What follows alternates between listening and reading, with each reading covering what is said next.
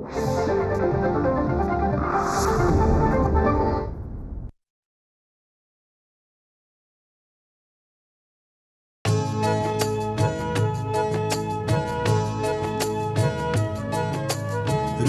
स्पंदन ठेवून नाती नूतन नित्य गुंफते ती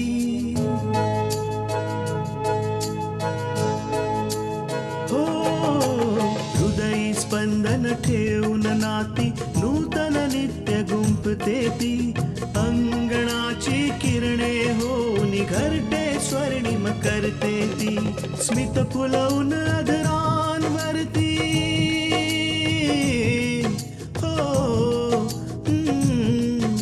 स्मित फुलवून अधरांवरती वेदनेत सुख देते ती लेक वहिनी आई होऊन जीवन आभा होते ती सुकन्या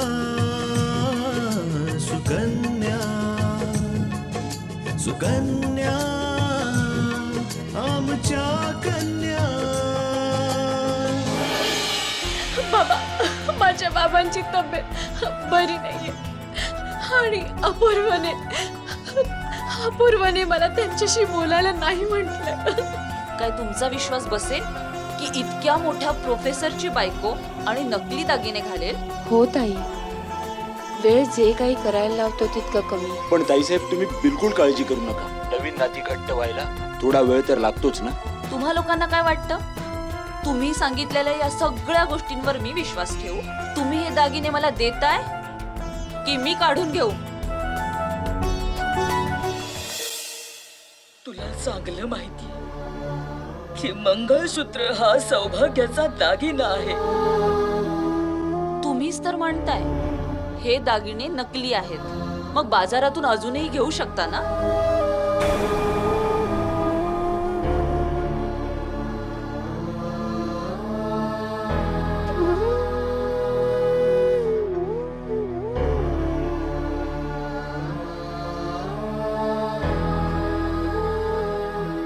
ताई, हे सुद्धा खोट आहे. द्या इथे.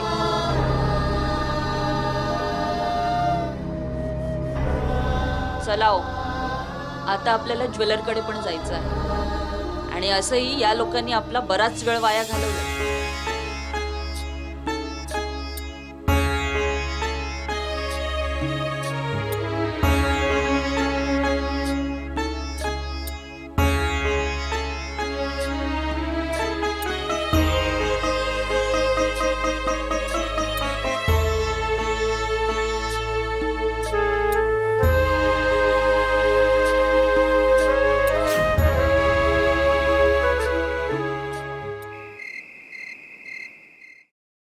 कल्याणी, कल्याणी,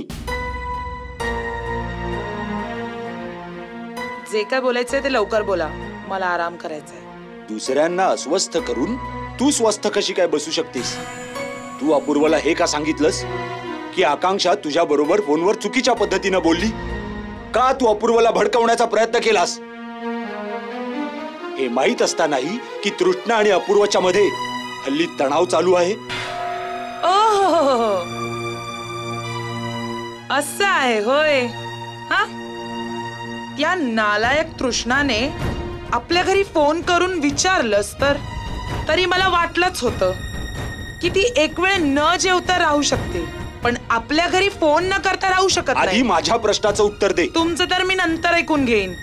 आधी मला अपूर्वला सांगू तर द्या की त्याच्या बायकोने काय केलंय. फोन तृष्णाने नाही, मी केला होता भाऊसाहेबांची तब्येत विचारायला, आणि मीच त्यांना विचारलं की आकांक्षाचं तुझ्या बरोबर फोनवर काय बोलणं झालं होतं. ओ, आता तुम्ही माझ्यावर पाळत ठेवायला लागलात का? तुमच्या सुनेने तुम्हाला हे शिकवलंय का? विषय नको बदलू कल्याणी. मला फक्त हे जाणून घ्यायचंय की तू हे सगळं केलंस का? तुम्हाला हे चांगलंच ठाऊक आहे की मी तृष्णाला एक क्षणही पाहू शकत नाही. मला तिरस्कार आहे तिचा, आणि मला तर असं हवंय की ज्या वेळी ती हे घर सोडून जाईल तेव्हा अपूर्वच्या मनात तिच्याबद्दल रागच असावा.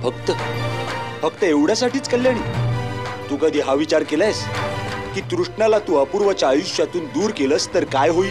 अगं, तृष्णाच्या आयुष्याचे धागे अपूर्वाच्या आयुष्याच्या धाग्यांशी बांधलेले आहेत.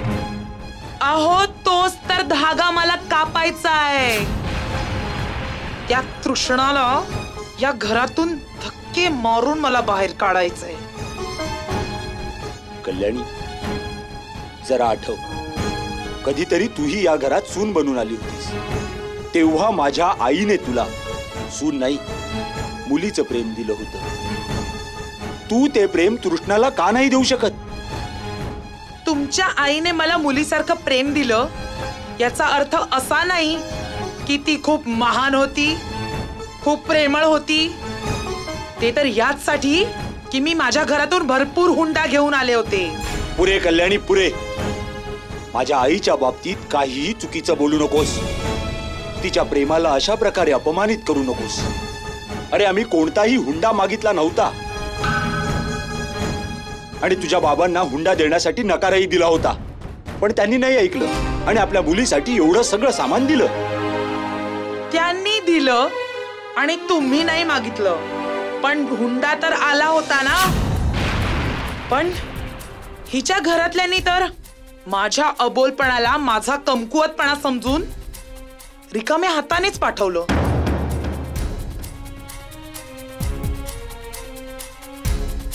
एक गोष्ट सांग कल्याणी, तुला कोणत्या गोष्टीची कमी आहे? अगं अपूर्वा आज बऱ्यापैकी कमवतोय, तुला जे हवं नको ते तू खरेदी करू शकतेस. मग तृष्णाला एवढा त्रास का देतेस? मला जे करायचंय ते मी करूनच राहणार. यात मला तुमच्या सल्ल्याची गरज नाहीये. कल्याणी, जरा विचार कर की ज्या दिवशी अपूर्वला तुझं खरं रूप काय आहे ते कळेल तेव्हा काय विचार करेल? काय विचार करेल तो की जिला तो आजपर्यंत देवाप्रमाणे मानत आलाय, तिनेच त्याच्या विवाहित जीवनात विष कालवलंय. काय होईल तेव्हा?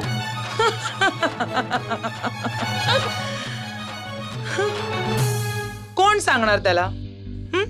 कसं कळणार त्याला? तुम्ही सांगणार आहात का? हो, मी सांगणार त्याला. चला, हे पण करून पहा. अपूर्व माझा मुलगा आहे. तो तुमच्या बोलण्यावर विश्वास ठेवणारच नाही. तुम्हीच नाही, जर पृथ्वी लोकावर साक्षात परमेश्वर जरी आले ना तरीही माझा मुलगा ऐकणार नाही. समजलं? ठीक आहे, मीही बघतो.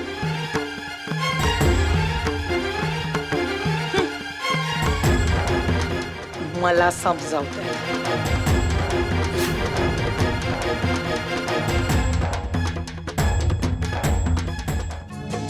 सुकन्या, आमच्या कन्या.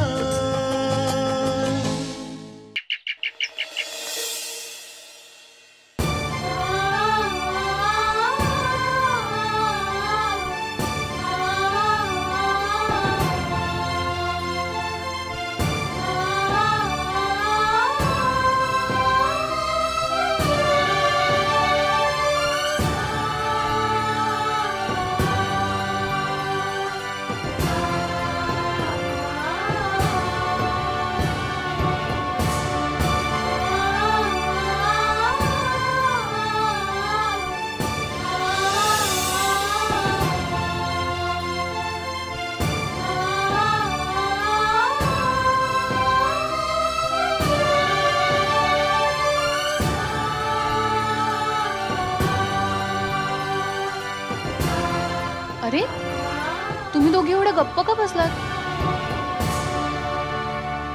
माहिती आई, आज मी कोणाला भेटले? ती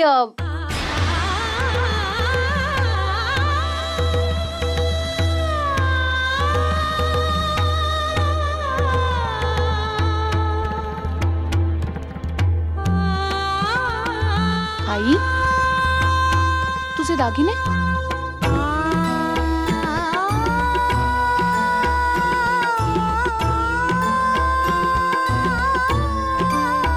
काय झालं आई? आई, तू गप्प का बसलीयस? तुझे दागिने कुठे आहेत आई? आज आज सुमनताई आल्या होत्या.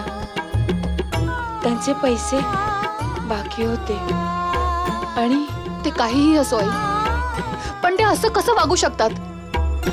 मला या गोष्टीचं दुःख नाहीये आकांक्षा, की त्यांनी माझे दागिने नेले.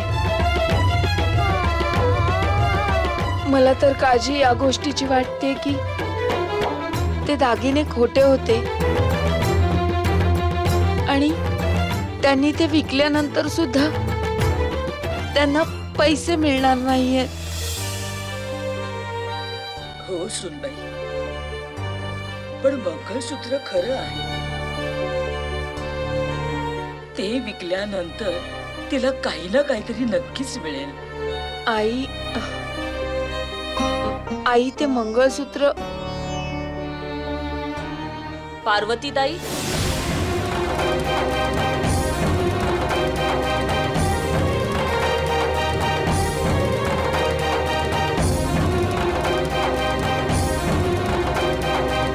सुमनताई तुम्ही?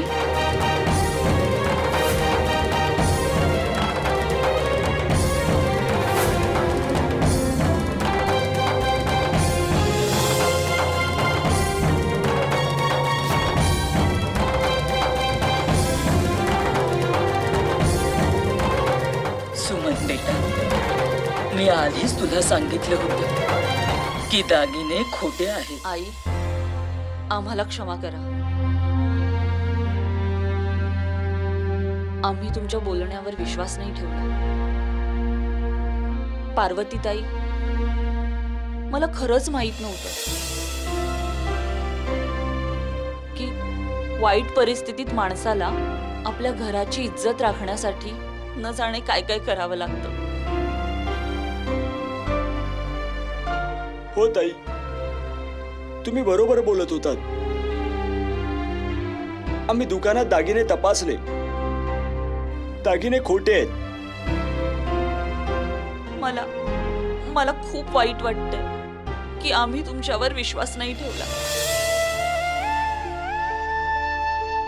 ज्यामुळे तुम्हा सर्वांना लाजिरवाणं व्हावं लागलं. आमचा वेळ नक्कीच वाईट आहे, पण आमची नियत नाही. आम्हाला माहित आहे तुमचे पैसे आमच्याकडे आहेत. आम्ही लवकरच ते फेडायचा प्रयत्न करू. सुमन बेटा, सगळेच दिवस सारखे नसतात हो. आज आमची वेळ वाईट आहे, पण उद्या ही वेळ नक्की जाईल. आई, हा वाईट काळ नक्कीच सरेल. ताई, हे तुमचे दागिने तुम्ही ठेवून घ्या.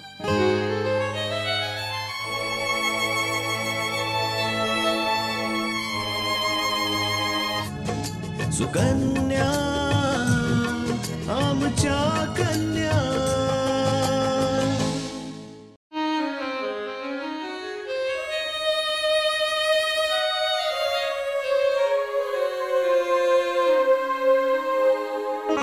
जी बाई आपल्या वाईट परिस्थितीत आपलं मंगळसूत्रही विकते.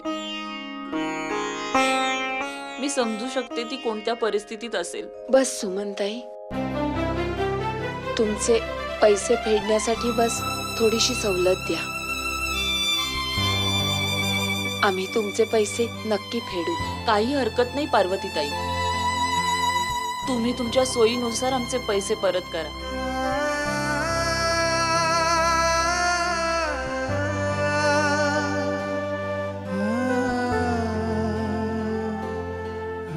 आकांक्षा बेटा, तुझं शिक्षण पूर्ण झालंय का? हो. मग कुठे जॉब करतेयस? नाही. तुला एक सांगू, जर तू माझ्या दोन्ही मुलांचं ट्युशन्स घेतलंस तर मला नक्कीच आवडेल.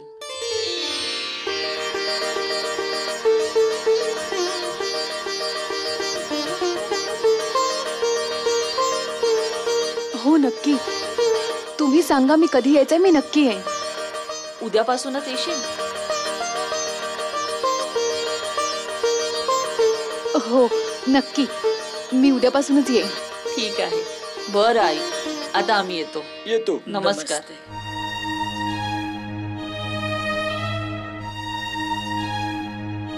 एक गोष्ट माझ्या लक्षात येत नाहीये की मंगळसूत्र तर खरं होतं, मग सुमनने ते विकून पैसे का नाही घेतले? सुनबाई,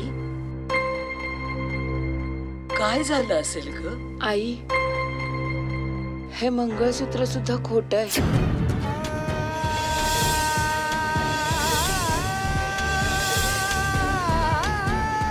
खर तर आकांक्षाच्या बाबांच्या इलाजासाठी आणि घरातल्या खर्चासाठी पैसे खूप कमी पडत होते तेव्हा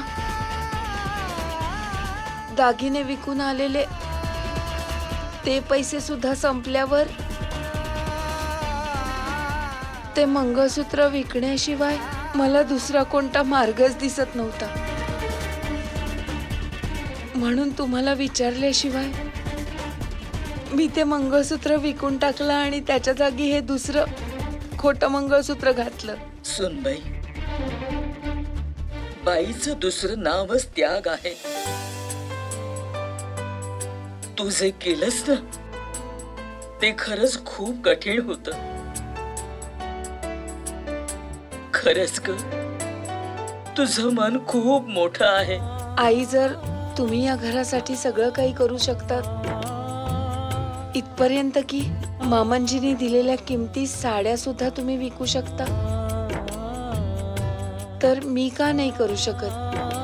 हे घर आपलं आहे आणि या घरातल्या बायकांचं कर्तव्य आहे की या घरच्या गरजा त्यांनी पूर्ण कराव्या. खरोखर तू लक्ष्मी आहेस. या घराचं हे सौभाग्य आहे की तू या घराची सून आहेस.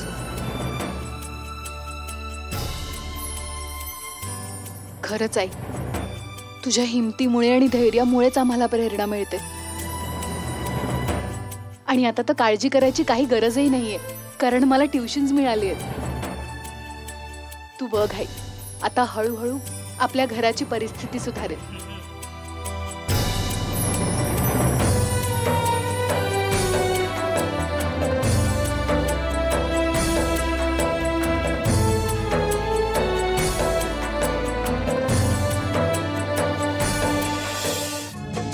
सुकन्या आमच्या कन्या.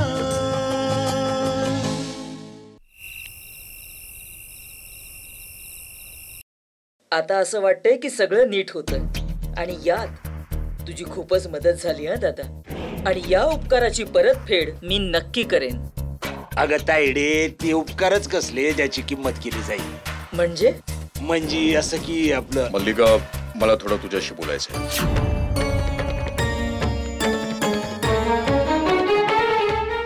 मी ऐकते मिस्टर थापर.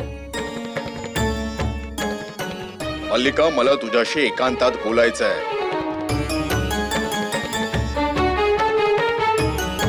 विशंभर, बाहेर जातोयस ना?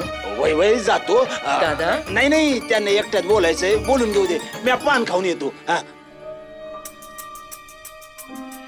मल्लिका, मी तुला नेहमीच सांगत आलोय की हे करू नकोस, ते करू नकोस, पण आज मला तुला विचारायचंय की तू जे हे काही करतेस कशासाठी?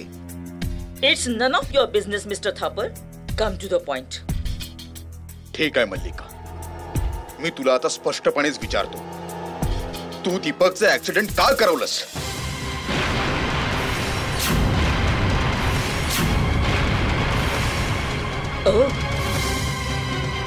तर तुम्हाला हे समजलं शेवटी. एनिवे, मी जे काही केलं ते आपल्या परिवारासाठी केलं आणि माझ्या परिवाराच्या आनंदासाठी मी काही करू शकतो. परिवारासाठी? पण मल्लिका, मी तुला असं केव्हा सांगितलं की तू कोणाचा तरी जीव घे म्हणून? आणि असं काम करून परिवाराला कोणता आनंद मिळतोय ग? एक मिनिट मिस्टर थापर, एक मिनिट. मी पहिल्यांदा तुमचा गैरसमज दूर करते. माझ्यासाठी माझा परिवार फक्त माझी मुलं आहेत, आणखी कोणीच नाही. आणि हे पाऊल मी अभिषेकला वाचवण्यासाठी उचललंय. जर एखाद्या गोष्टीमुळे माझ्या मुलाला त्रास होत असेल तर मग माझी इज्जत, माझी इब्रत याला काय अर्थ आहे? फक्त मुलंच तुझा परिवार आहे मल्लिका? मल्लिका, मी तुझा कोणीच नाहीये का? जर मी या घराचा सदस्यच नाहीये तर मी इथे राहून काय करतोय ग? तुम्ही फक्त या घराचे भाग आहात मिस्टर थापर. परिवारचा अर्थ म्हणजे फक्त आणि फक्त माझी मुलं आहेत आणि ही कोणीही नाही. हा, जर ते तुम्हाला आपलं मानत असतील तर माझी काहीच हरकत नाही. आणि राहिला प्रश्न तुमच्या राहण्याचा, तर तो तुमचा प्रश्न आहे. जिथं हवं तिथे जाऊन तुम्ही राहू शकता. ठीक आहे मल्लिका, जर या घरात मला काही स्थानच नसेल तर मला इथे थांबून काहीच फायदा नाहीये. मी निघून जाईन इथून. हो, पण मी तोपर्यंत इथून नाही जाणार जोपर्यंत मला खात्री नाही होत की तू इथे सुरक्षित आहेस, माझी मुलं सुरक्षित आहेत. आणि ज्यावेळी मला ही खात्री होईल की तुम्हाला कोणापासून काहीच धोका नाही, त्यावेळी मी तुम्हाला काही न सांगता, अगदी कोणालाच न सांगता गपचूप निघून जाईल.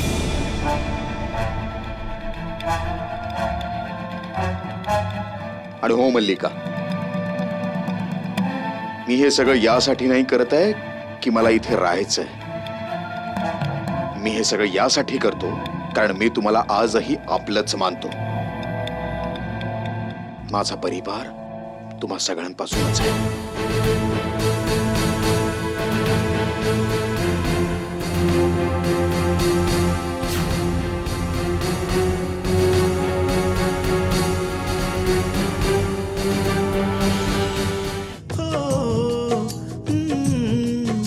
स्मित फुलवून आदरांवरती वेदनेत सुख देते ती लेक वहिनी आई होऊन जीवन आभा होते ती. सुकन्या सुकन्या सुकन्या